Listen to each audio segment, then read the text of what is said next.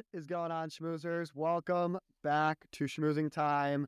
For those of you who are new here, my name's David Cobby, and I am so excited to bring back one of the most, actually, I think it is the most listened to episode that I've had. This guy is an absolute stud, knows everything about baseball.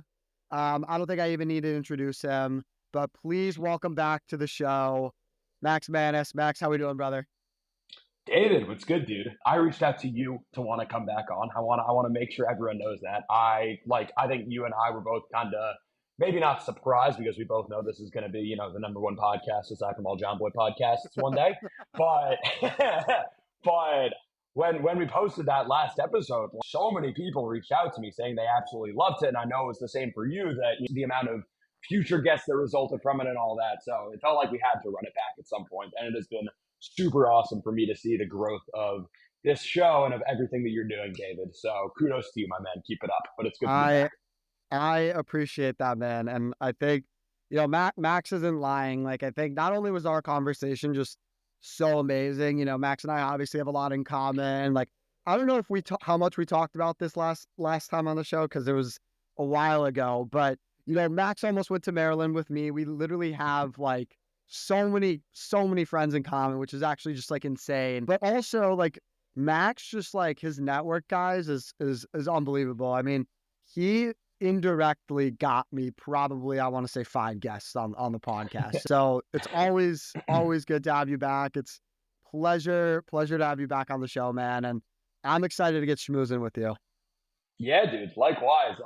We'll pull back the curtain a little bit for the people. We were like preparing for what to do on this episode and like what to talk about and all that. And we were kind of just like, I think we'll just talk and catch up and riff and it'll work.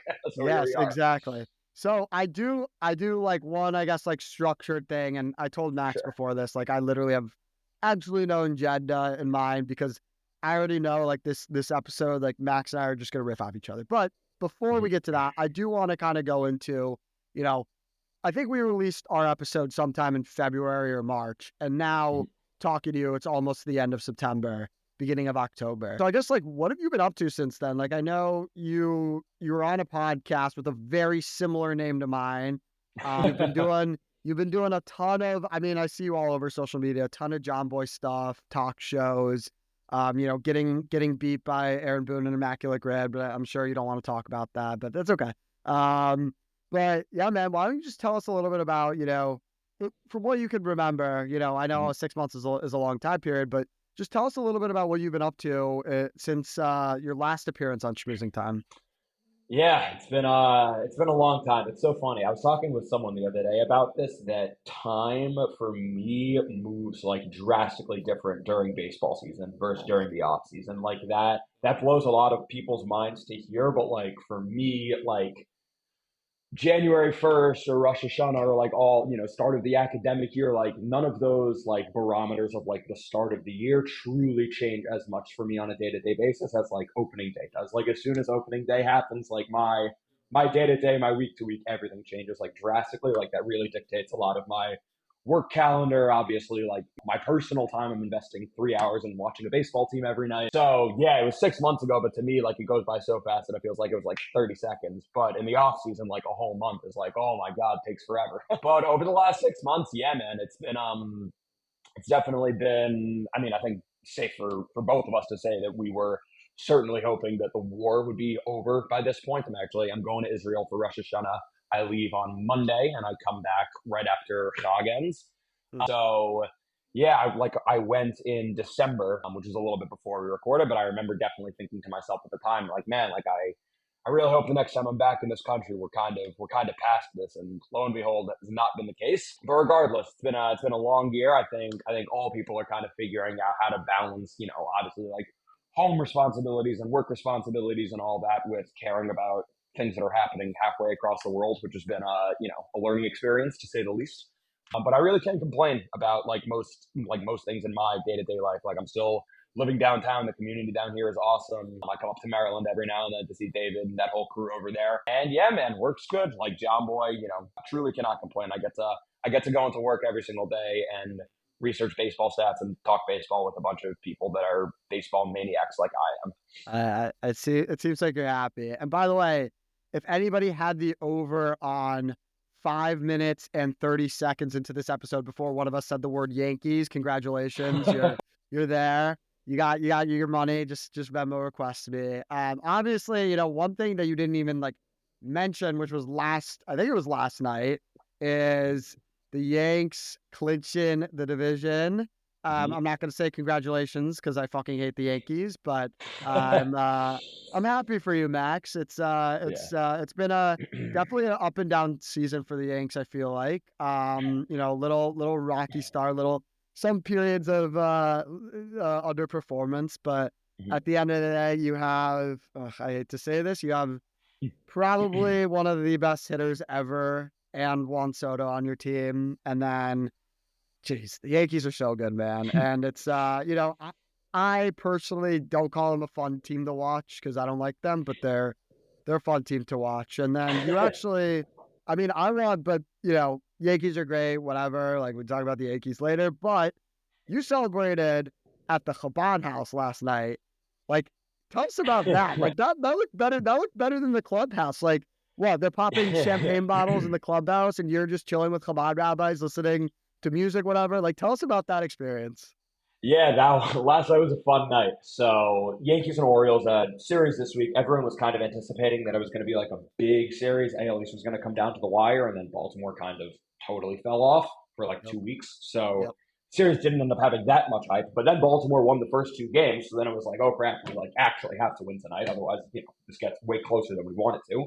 Yep. So I was at the first two games, which were both miserable in their own ways, and I wasn't planning on going the third night. So Zusha, who I think probably a decent amount of people listening know, but they're absolutely awesome. These two Hasidish guys that do this like kind of techno vibey music type vibe.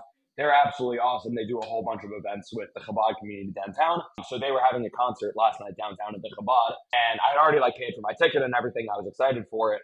And then a guy who I'll give a shout out to, his name is David Rifkin, awesome dude from Yankees Twitter, Jewish, pro-Israel, all that. Yankees obsessed the same way I am.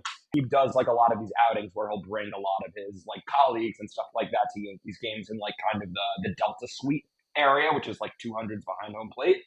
And every now and then, if he has a spare ticket or two, he'll hit me up. So he hit me up being like, "Hey, I have a free ticket with $200 value if you want it." And I was like, all right, I'm not going to say no. And especially Garrett Cole on the mound versus Corbin Burns for the AL East. I was like, all right, like, the concert I'm sure is going to be awesome, but I'll try to do some double dipping over here. So I went to the game. Celebration was awesome. Popped some champagne there. Took the 4 train back downtown, brought the party back to the Chabad house. And yeah, I had a couple people reach out because those were my like back-to-back Instagram stories. It's like at Yankee Stadium with AL East division champions on the Jumbotron. And right after that, they were like, who are those guys with the beards and like the techno music? And I was like, yeah, it was an interesting night. I feel like the Chabad guys should have just pulled up to Yankee Stadium and done their concert there. Like that would have Oh, been that would yeah. have been so much Oh, good. yeah. No, but Yeah, you'll like see those guys in Yankee Stadium sitting front row all the time. yeah, With the white button-down shirts, the flip phones. and of course at the Minions, of course Yeah, kosher actually standing wait minion, of course. since we recorded our episode, I do want to if you remember last episode I had Max on, we were talking about making a minion at Yankee Stadium, and we were talking about I remember specifically Max joking but not actually joking about how he would be davening, and then the Yankees would be losing, and then he'd be done davening, and all the Yankees are winning. It happens every time. But since that, I actually had the opportunity to make a minion at Nats Park, and that was yeah? the first baseball minion I participated in. It was actually really funny. It was during my graduation. My entire family was in town, and this worked out perfectly. The Twins were playing the Nats the week of my graduation, which was like Oh, nice. nuts. So it's like, what are the odds? So obviously my entire family goes, and we have some family friends there. And there's 8 guys. There's 8 guys. So we're 2 short. And I'm like, oh my God. And one of our friends was saying Kaddish, and I was like, wait a second. I know these 2 kids that like are here right now that like texted me. They'd totally make a minion. And turns out, made the first minion at Nats Stadium that I know of, but There you go.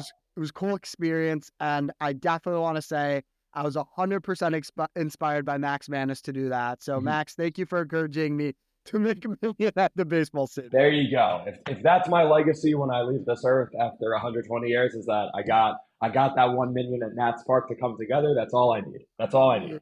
Have you heard of the Minion Finder app? Yeah, yeah. I Okay. used that when I first got back to the city after my shana bet after my second year in yeshiva in Israel. The John Boy office had just moved to Midtown, and their old office was by Yankee Stadium, which tough to find a minion around there. But their new office was in Midtown, and like plenty of minyanim around there. So I remember that was the first time that I ever like really had to use that app. But I was like, oh, I wouldn't have thought 10-minute like walk radius of the office. There's like 7 different minyanim. It's like, yep, that's New York City for you. Maybe a little bit of an exaggeration, but not much, but not by much. Probably five. We'll call it five. Wow. It's unbelievable how many Jews are truly in New York. But what I was gonna say is like, do you think they have those like for like Yankees games? Like, could you throw like Yankee Stadium on Minion Finder, or is that not an option? On game nights, maybe no. I think at Yankee Stadium, at this point, it's deeply steered into the culture of the stadium and the coaster stand that everyone knows. You see the big sign, Minchamar, seventh inning stretch. So I think they're a little bit bigger than Minion Finder these days. Got you. So another Yankees related thing that I actually forgot to ask you about last time is the whole like roll call thing from the bleachers. It's been all over my TikTok for a number of years, and I mean I wouldn't, again, I'm not gonna say it's cool because it's a Yankee Stadium and I hate the Yankees, but like what's the story behind that? Do you know anything about that, or are you Yeah, not? Okay. when I was younger, the bleachers used to always be my favorite place to sit because you could sit there for like $11. People, separate tangent, we'll come back to it. But I think it's always kind of like ridiculous when people act like going to baseball games is like such an expensive endeavor. I'm like, you can most stadiums at least you can bring your own food in. Like I recognize I'm biased because I'm from New York City and public transport is very easy and very cheap. But like Right. in the city, like it's $3 each way on the subway. You can get a ticket for like 11, $12 for a random night. Sure, the food there is expensive, but you can bring your own food. Like there are plenty of ways to go to baseball games that are affordable. But anyways, when I was younger, the bleachers used to always be my favorite place to sit because like those are the true fans. Those are like really the true fans. And yeah, I thought it was the coolest thing in the world. Like, oh my God, the players acknowledge you in the middle of the game. Roll call. I could be wrong on the history. I believe it was started by a guy named Bald Vinny. That's like a legend in Yankees fan lore. He would do it at the old stadium. He was like the king of Section 203 in the bleachers. I think he had like a business disagreement with the Yankees over something, so he doesn't go to so many games anymore. But his whole chevra, like that whole crew, is very much carrying on the tradition. And yeah, that's one of like whenever I'm going to a Yankee game with someone that's like never been to the stadium before, even if we're not sitting in the bleachers, I always tell them like just for the top of the first inning, see what this is about. Trust me, like you're gonna want to see this. It's pretty cool, and it's always like, yeah, it's a pretty unique experience. There's a video of Melky Cabrera one time. I think it was in 2008. He missed a fly ball because as it was hit to him, he tried acknowledging the fans, and as it was hit to him, and then he turned around and missed the ball. I was like, all right, we still gotta have our priorities over here, but it's pretty cool. Jeez, that of course it would be Melky Cabrera. He's got to be like out of like the most random baseball players. Like he's got to be up there as like just like Melky Cabrera. Like Oh such yeah, a such a World random. Series champ Melky Cabrera. Yeah, he did win a World Series. I forgot about Mhm. that. So I guess like on okay, we're done talking about the Yankees now. Like, Sure. oof, got over that Don't worry, segment. Like, everyone. We made it no, through the Yankees segment. I think and David was just salty about his Twins choking away their playoff spot. And I think that's why he's dwelling on how much he hates the you Yankees so much. But know, we don't have to get into that. Max, it's funny because 2 weeks ago we got on the phone. You're like, yeah, Twins should have it on lock. Like Tigers, they're not catching them. There's no way. Yeah, but it's like Max, you jinxed us. So not cool. But that was my doing. I But accept full blame. I accept full blame. what I will say is that, the Twins don't make the playoffs. Like, means we don't have to play the Yankees in the playoffs, and then hear from the Yankees fans that, like we're gonna sweep you again. You're not gonna win a game on us. And like I'm sick of it. But anyway, going more into the baseball stuff. You've gone to, I don't even know how many lifetime Yankees games, but how many balls have you gotten lifetime from the games to your knowledge? When I was younger, like probably like 11, 12 years old, I would like actually show up every single day at the stadium. Like gates would open 11, I would be there at like 9:30 to make sure I was first in line, which was an awful time investment. I could have gotten there at like 10:45 and I would have gotten into the stadium like 90 seconds later. Not a worthwhile trade-off in hindsight, Max. I probably wasted way too many hours of my life just waiting outside Yankee Stadium. Um, but yeah, I was definitely one of those kids who was like Zach Hampel obsessed. Like, I got to catch all the baseballs. Like, this guy's the coolest guy in the world. Which I understand why people dislike Hampel. Don't get me wrong. All I'll say, like, when I was younger, I met him at Yankee Stadium a couple times, and he was always super cool to me. I think, like, I understand that like there are instances where he grabbed the ball over this person's head or whatever. It's like, all right, yes, obviously goes without saying that's bad. Like if you have actual proof that happened, that's not great. But I think in general, a lot of people who dislike him just dislike him because he's kind of like weird. But to an extent, I'm kind of just like, listen, man, if you have a passion that you're like, that's so random and so niche, but it's just like, this is what I like to do, I'm going to go for it. Like, who am I to stand here and tell you no? Like, obviously, yeah, it goes without saying, don't take it too far. Don't be like a jerk to little kids. But the fact that that's his thing in a vacuum, I think is kind of cool. Whatever. Don't blow up my Twitter comments over that. But yeah, the only time I've ever caught a foul ball from a game was 2018 Yankees Mariners, June something, 19th, 20th, something like that, because it was right before I went to camp. And yeah, I was sitting in those Delta suites actually that I talked about before, which I used to never sit there. It was like a very rare that like someone I know would have a ticket there. And yeah, Mitch Haniger fouled one back. I think it bounced off a couple people's hands, and I got it there. So I don't have this cool, I reached above everyone and grabbed the ball. Look at me. I don't have one of those stories. I'm not that special. That's the only foul ball that I've ever actually caught. I've had some tossed up. I've had some batting practice, but like those are all, as much as I love every one of my batting practice baseballs, the Mitch Haniger foul ball is always going to be number one. They're the Mickey Mouse balls. They're the they captured your lifetime total. But no, that's good. Wait, how many Yankees games like all time have you been to? Do you think? I've tried to make a log. My guess is there's a big range, but somewhere in the like 100 to 200 range is probably my guess. It's a lot of baseball games. It's a lot of baseball games. Wait, have you every offseason I try to sit down and like make the full list, and I'm always just like, all right, this is way too much work. I would guess it's probably closer to 100 than to 200, but maybe not by much. I don't know. Have you heard of the app Memento? I think so. Tell me more about it. I believe so. So basically, it's this app that like you can track how many lifetime games you've been to, and it's like it's cool because like you forget, how many games you've really gone to, because again, like especially like somebody like you're going to so many games a season that you just like forget about stuff. But I think at least I did this. I took a Sunday and I sat down for like a couple of hours and I went through my camera roll. I went through my calendar and I logged like all the games I've been to.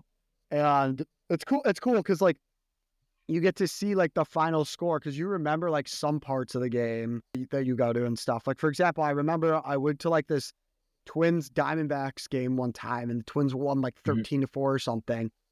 But then I forgot, like that was the first and like only time I've seen a grand slam in person. I was like, oh, nice. Grand slam. So it was like cool to like, get the memory going. But I don't know. I think that's it's like a cool thing how now like the sports industry, there's so much that's going on with, how stuff is innovating. And, I've talked to several people about how sports is becoming an asset class. Like, right. Like I work in finance now. So it's like, obviously my mind's very focused on that world, but sports is becoming an asset class. I mean, there's somebody coming out. His name's Jack Settleman. I don't know if you've heard of him. He did Underdog Fantasy.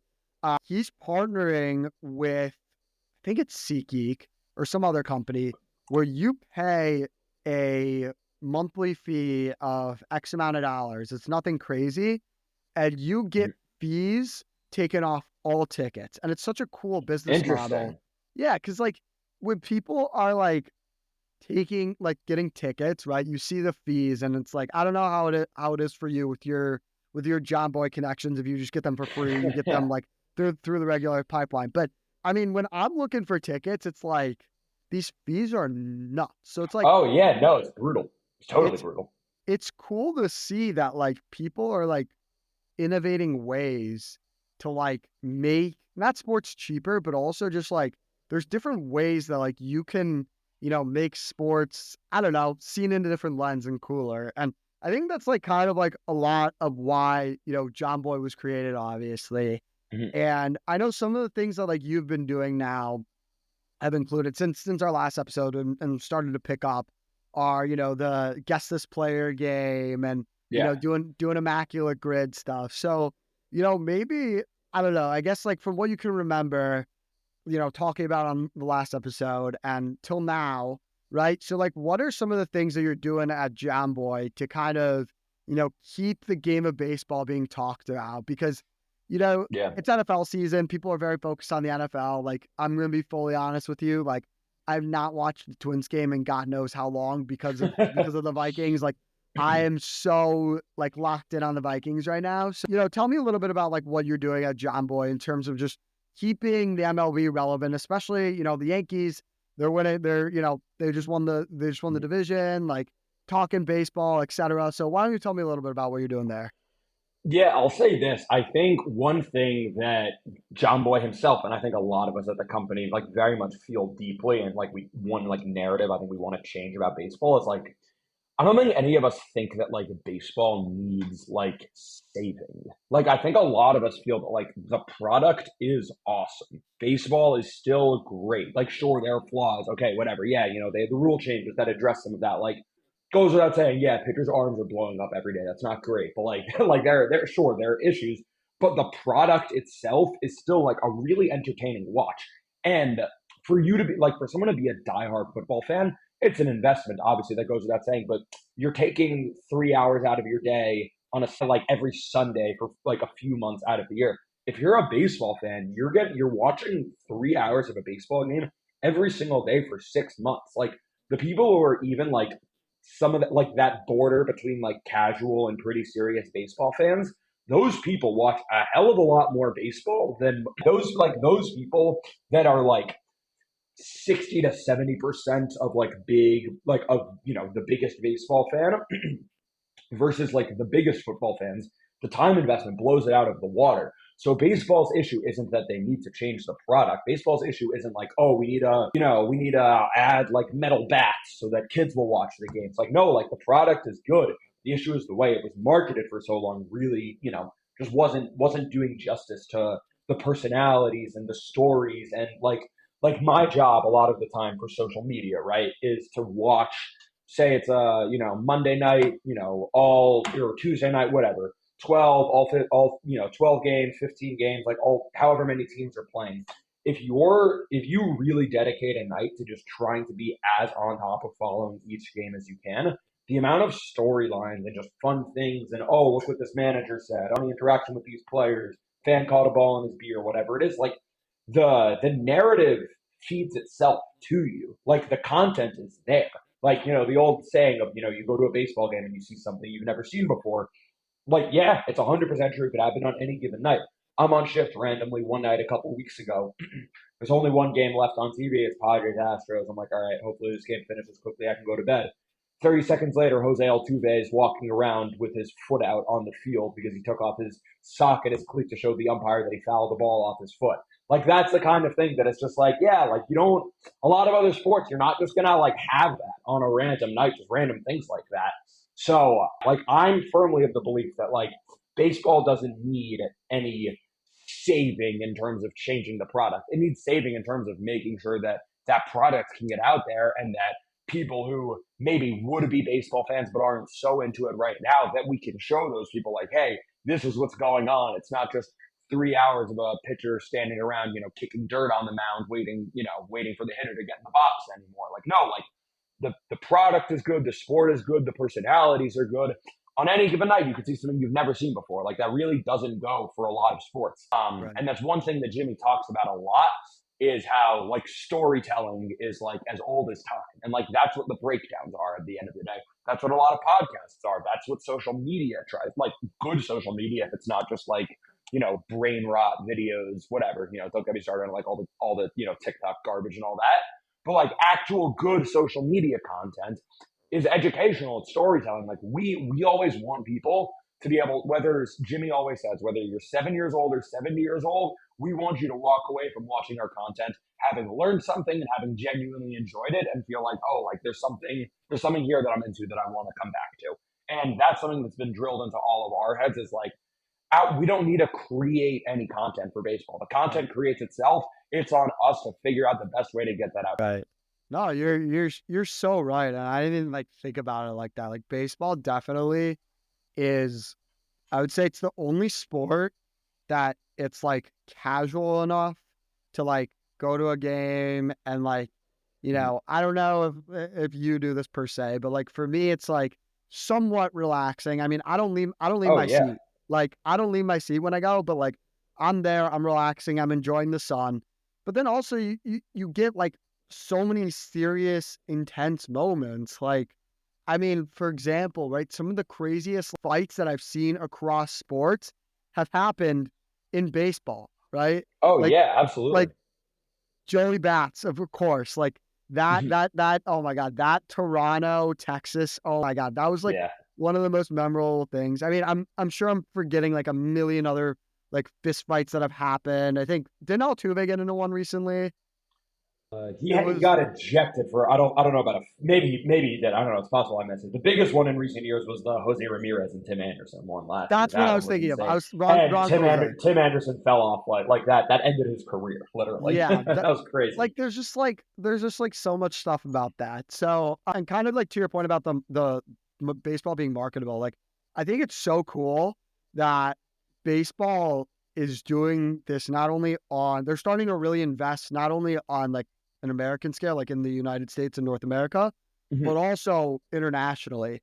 And I actually had the opportunity this summer. I went to the London series game. It was Phillies Oh, Met. really? That's It was sick. it was so like I mean, honestly, like I hate the Phillies because it's fucking Philly, but like, the Mets, I'm like, whatever, like I like them. And it was so cool to go to a game like internationally and just see like because when I was there, it was like, whoa, like so many people actually like appreciate baseball. And this is like their first time going to a baseball game. And Mhm. like that to me, because like when I was younger, right, like MLB was my main sport. Like I grew up playing baseball, like huge Twins fan. Like I still am a Twins fan, but not to the same extent. Mhm. And then I kind of just like got away from the game because of the Vikings, and now I'm stuck in the NFL world. But Mhm. anyway, like that going to that game, it was so cool to like see that MLB was not only doing that, but it's also like you go there and you're like, this sport is like actually like played on a national scale, right? Like Oh basketball and yeah, absolutely. basketball, basketball and football, like the predominantly like the good players are in America. But Mhm. baseball, like there's no guarantee that we're winning, the World Baseball Classic every year. Like, there's so Mhm. many good teams out there. Like you think of the Latin America countries, but also just like the countries in Asia Yeah. too. Like there's so many good baseball players across the world too, which I thought is just like, about the MLB as much as it's like not really at the forefront of my mind right now. But like thinking about it, like in the grand scheme of things, like they've done a really, really good job of just marketing. And like you said, the content's there. It's just like you need to package it in a way that's attractive. Yeah, the last World Baseball Classic was, I think, the best thing to happen to MLB in a while. Like the fact that it came down to Otani versus Trout, like these two guys that are teammates, like argument for best however many players in the world for both of them. Like for us at the company, I remember we were like, all right, the World Baseball Classic will probably be pretty big for our social media and covering these games. Like like the podcast episodes would be pretty good and all that. It blew our expectations out of the water. Like I remember seeing it was like Lars Nootbaar was right fielder for the Cardinals. He had like some like Japanese descent from a few generations ago, but like if you look at him, like he basically just looks like a regular white guy. And the Cardinals kind of have like a bunch of white guys, so he kind of like fits in there. But he was on Team Japan with like all these Japanese guys. He barely spoke a word of Japanese. I forgot what the exact numbers were. I might be making it up, but I think it was like at the start of the World Baseball Classic, he probably had like somewhere from like 50 to 100K followers on Instagram. the World Baseball Classic lasted like 2, 3 weeks. At the end of the World Baseball Classic, I think he was at like 1.3 million followers on Instagram because it just took this guy from like, yeah, random right fielder for the St. Louis Cardinals, has some promise, but like he's not a superstar, to like this guy's literally like, saying like rallying cries to Team Japan and having the coaching staff translate for him so that everyone else can hear what he's saying. And then he's out there doing like the celebrations and all that stuff. And it was like, this is awesome. Like baseball's so multicultural. Like every time, like I think it's always so cool when you see photos from like the Little League World Series and it'll be like a kid from, whatever, like Latin American country sitting next to like a kid from Japan or whatever it is. And they're sitting there like with their phones with Google Translate open, having like a conversation about baseball through their phones. And it's like, yeah, like to your point, the NFL, you're not going to have a whole lot of that. The NBA, you're not going to have a whole lot of that. It's not just that the players are largely American, but I think it's that the sport is very Americanized. And don't get me wrong, I think MLB, like if you watch like a Dominican game or a game in Japan or wherever, like it's drastically different. Like their fans kind of blow ours out of the water. But I do think that as much as MLB is a much more American version of the game, MLB in recent years has kind of realized like, hey, it's awesome for us if we tell all these players that are coming from other countries, if we tell the Juan Sotos and the Ronald Acuñas and all those guys of the world, like, bring your culture here. We want the backflip. We want the celebrations. Like, when Team Puerto Rico all dyes their hair blonde for the World Baseball Classic, or like you're watching a game and like all the fans have like the vuvuzelas and whatever. Like, yeah, like we like own that. That's awesome. That's something that baseball has over a whole lot of other sports. And one other point that you mentioned that I want to touch on, because I think this is very important. This is something that MLB is trending in the direction towards, but I think needs to go even more. Like you were talking about how you were a huge Twins fan when you were younger, and then you get to like high school, college age, and it fades a little bit. But there's a lot of people that kind of have that second resurgence, whether it's because I think nowadays, honestly, a lot of it is because people are into gambling, but for a whole lot of reasons. Like I have friends that were like huge basketball fans in high school and would like talk crap about baseball, like, oh, it's so boring.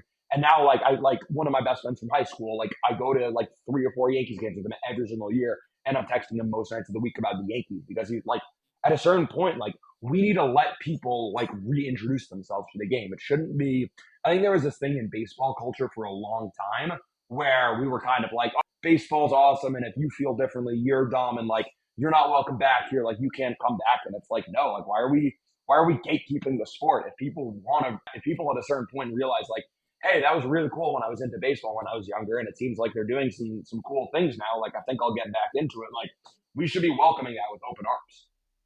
Yeah, no, you're definitely right.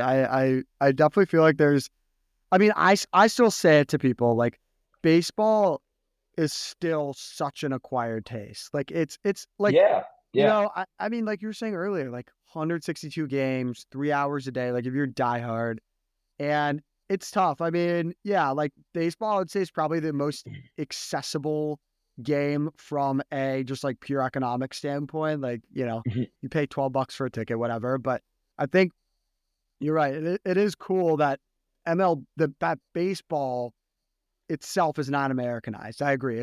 It's not Americanized at all. Football and basketball, obviously, because their roots are here, they're very Americanized. But yeah, I definitely feel like, World Baseball Classic is something that's really cool. And, for us Jews, I mean, the Israel team has been Oh doing yeah. pretty well, and obviously been following Zach Rabb and all of his adventures on Yeah, Zach's awesome. the Israel team. And, he's done a good job like covering them from afar and posting them on Twitter. But I mean, it would be cool. I don't know. Are they for sure going to be in the next World Baseball Classic, or? Yeah. Oh, they are. Yeah, they have a spot secured. The next one is in 2026. They have a spot secured because it was brutal. Their pool last time, which is like the group of teams that you play in the initial rounds, it was us and Nicaragua, and then the Dominican, the Puerto Rican, and Venezuela. So it was like, listen, man, the cards were the deck was kind of stacked against us. There, that was a brutal pool to put us in. So yes, the games against the three powerhouses went as you would imagine they would go. But game one, we beat Nicaragua, which confirmed that we get an automatic pass into the next round, which I Yep. think that was probably why they started Dean Kramer that game. Like he was like the best MLB starting pitcher they had on the roster, and it was like, all right, we don't want to just assume the worst, but we're guessing that the Dominican Republic might have a little bit of an edge over us in this one when it comes to baseball. Maybe other things we have them beat when it comes to baseball. I think the Dominicans have the spot over us. But that Nicaragua game was awesome. Every now and then I'll go back and just watch highlights of it when I'm bored. It was that was a real conflict of interest for me because in the eighth inning, Israel was down like 1 run or 2 runs or something, and Nicaragua brought in Jonathan Loaizaga, who was like a really solid reliever on the Yankees. And I was like, Sure. oh my god, I hate having to root against the Yankees. But then they put together an awesome rally, and I was like, all right, Jonathan Loaizaga will be fine. We'll enjoy this for tonight. As much as I love Jonathan Loaizaga, we'll enjoy this one for tonight. And yeah, like I think even with Jews, like I have friends downtown that are like not like kind of into baseball, but not so into baseball. But like they were keeping up with the World Baseball Classic, and in the previous years of the World Baseball Classic, I would be hard pressed to find a single one of my high school friends who was like actually into it. So kudos to like everyone involved for making that what it was, because I truly believe it was like the best thing for baseball in a while. Like last year's playoffs were kind of like, like no disrespect to the Rangers, Diamondbacks, whatever. There weren't that many like awesome moments. I think pretty much every baseball fan across the board agreed that the end of that World Baseball Classic, Trout versus Otani, and like the other awesome moments, the Trey Turner Grand Slam, like those were the biggest baseball moments of the year Yep. for sure. Yeah. Nah, it's it'll be fun to watch Israel. I was like 99% sure they were in the World Baseball Yeah, Classic, but it'll be fun to it'll be fun to watch them in 2026 when instead of being Israel versus the world on a political landscape, it'll be Israel versus the world on a baseball landscape. So at, exactly. Yeah, at yeah. least it'll be a little bit more Mm. friendly. I would hope. I don't know. Maybe Yeah. some pro Hamas supporter who's pitching will beam one of the guys. That would be We'll funny. light And him then up. We'll light him up. Don't worry about it. and then he gets a lawsuit from his Jewish lawyer. Oh, yeah, don't. That should be like that should that should be like Team Israel's like slogan. Like if one of them like tries to like assault them with a bat or something, just be like, be careful. We got Jewish lawyers on Yeah, deck we or got a hell of a something. lot of lawyers. But We're in yeah, no, Miami. They're all here in the stands. yeah, Like, no, and it's in Miami too, which is yeah, like that's gonna be sick. that'll be fun. Maybe And I'll by the way, big time shout out to my two like guys who I love, Eric Razelman and Harrison Cohen, two very proud Jews who are in the Yankees organization, very vocally pro-Israel, doing all that stuff. Both of them had awesome years, and I am fingers crossed that we see them in the Bronx and on Team Israel very soon. And I have a good feeling about both of them. So let's we shall go. see. But I'm getting my That'll hopes up be. there. Have they played for Team Israel in the past or no? Maybe at like some kind of like lower like level or something like that. They didn't play in the World Baseball Classic, but I know for both of them, it's very much like a goal of theirs. I know they've worked with Israel baseball in some capacity, but yeah, Okay, that's cool. No, I mean it'll be interesting to see the roster because I think there is kind of. I mean, off the top of my head, I don't know. I'm like blanking on people now, but I know there's like what? How many like Jews or do you think there are right now in the MLB? Do you think? it's Like, probably around like 10, if I had to guess, something like that. yeah, so it's definitely like We got some solid ones now. We got some guys showing up. Zach Geloff, shout out. A lot of people don't really know him. He's a second baseman that I like. Who else? Garrett Stubbs is on the Phillies. He's just like a Yep, maniac, and everyone loves him. He's awesome. yep. But yeah, the Jews are doing okay for themselves. Spencer Horwitz came up for the Blue Jays this year. He's having a solid year. Yeah, we're making a name for ourselves. Let's go. No, it'll be fun to watch the Israel World Baseball the Israel team in the World Baseball Classic because it's always fun rooting for the homeland. So Max, I do want to like get into the best part of what I had planned. Sure. And I know we maybe touched on this a little bit last time, but your Twitter is just like, and I think I said this last time, it's fucking hilarious. Like I do like we could talk about Twitter all day. Like you just absolutely like coming up with the funniest tweets, but do want to talk about one tweet in specific that actually had Go for it. me laughing my ass off, and I'm gonna go find it right now because I don't Okay. want to mess it up. So to paint the picture for you guys, wait, where's the tweet? Here it is. I have it pulled up. Okay, to paint the picture for you guys, there's this little kid named Alexander who's having. Max knows exactly where I'm going with this.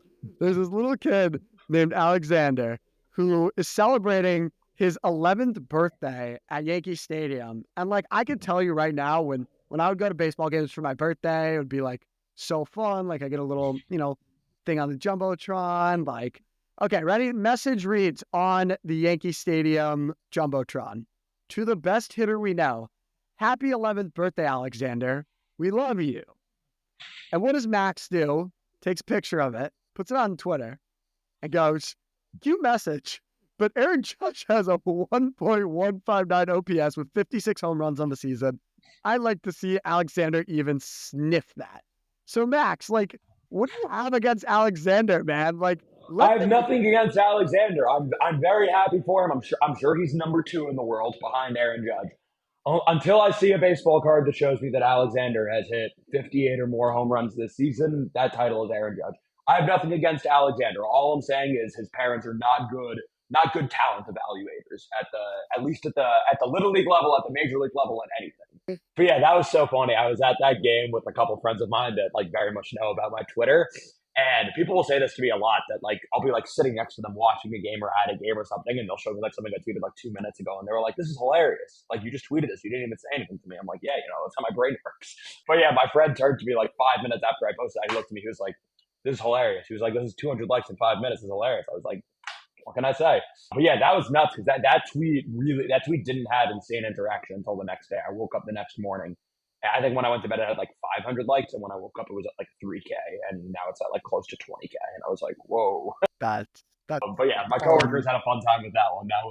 I was proud of that one. Some of those you don't know. Sometimes people are going to be jerks about those. There were a couple people in the comments that were like, obviously his parents don't actually know Aaron Judge. They said the best one they know. I'm like, guys, it's a joke.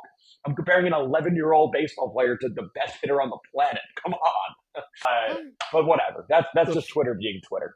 Oh, man, But that's fun. That's funny. So has that been your most popular tweet, or do you have some more popular ones? Like I'm I looking right had now. one.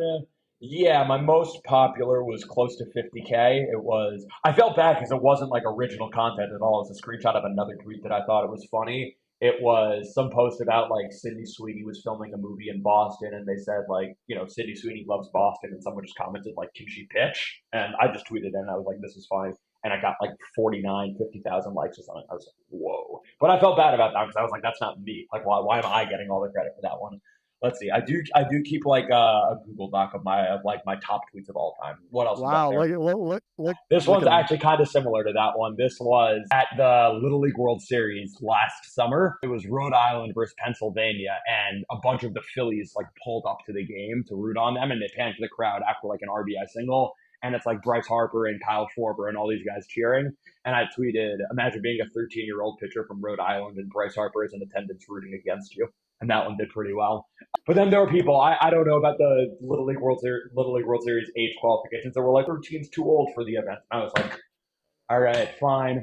You guys got me on that one. But yeah, that's funny. So clearly my niche lane on Twitter, I'm not even realizing this until now, is just making fun of young baseball players of the youth. Clearly that's what gets the most clicks. So maybe I should be doing that more often, just bullying children on the internet.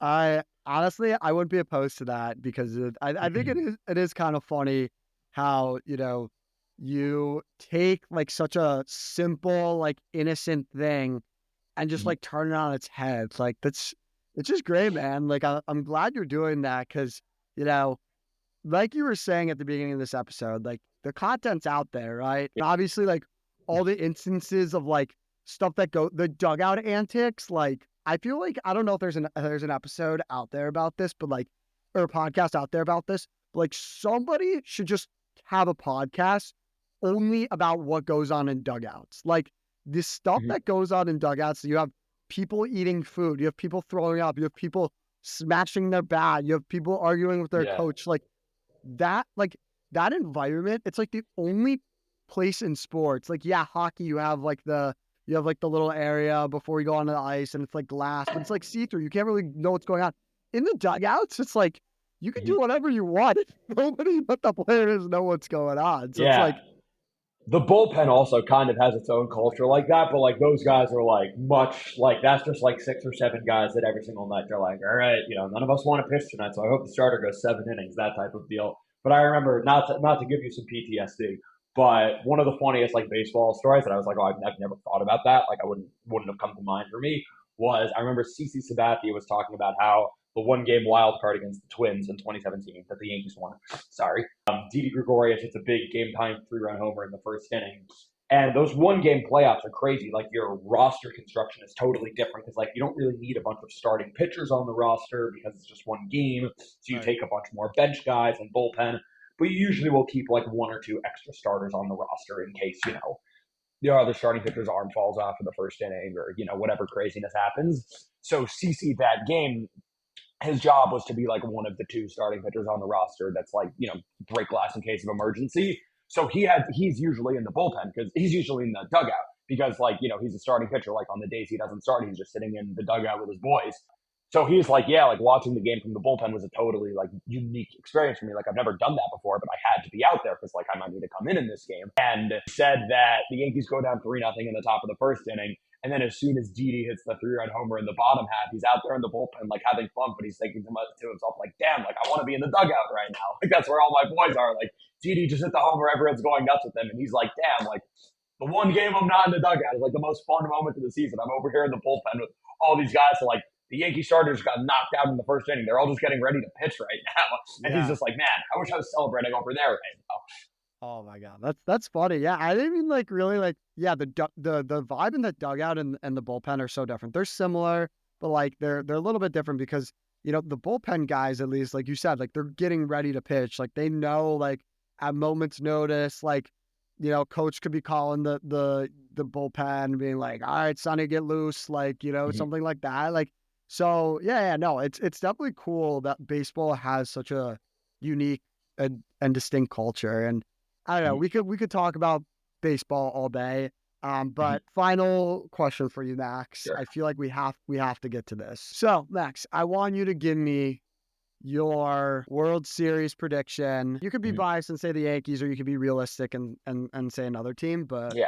all you. Well, sure. I'll preface with that and say I am never not going to pick the Yankees. I think that's how being a sports fan works. Like if I was a Yankees fan and I came on here and I was like, I don't really feel good about the Yankees in the playoffs this year. Like, what kind of fan am I? Like, maybe the analyst in me can say, yeah, they have this flaw that team can exploit. Like, sure, there's stuff like that.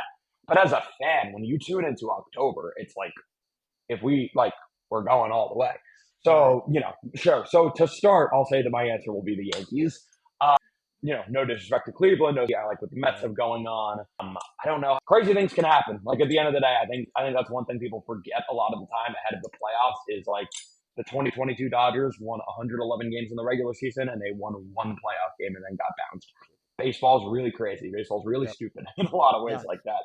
Last year, the Diamondbacks had like basically the same record. The Yankees had their worst record in 30 years. Like, the fan base is up in arms, chaos. The Diamondbacks had basically the same record as the Yankees, snuck into the playoffs as the last team in the NL, almost won the World Series. Baseball's really crazy. The best team in baseball plays one of the worst teams in baseball in 10 games. They could go 6-4, and that's kind of just how it goes. You don't really have that in a lot of other sports. So I think we're in for an interesting postseason. I hope, for the sake of the sport, I don't want us to have another like Rangers Diamondbacks. Like I hope that we have two heavy hitters in the World Series going at it because we haven't had that in a little while. Yeah, that's all right, man. Well, this was another fantastic episode with Max, guys. I mean, as you can tell, this was probably one of the more casual Schmoozing Time episodes that I've had, even though Schmoozing Time is supposed to be very casual. But, you guys know where to find Max. Make sure you follow you got to follow him on Twitter. Like, even if you don't like baseball, just to like get a good laugh in or whatever, like follow him on Twitter. Follow John Boy. You guys know the drill. Till next time, keep schmoozing.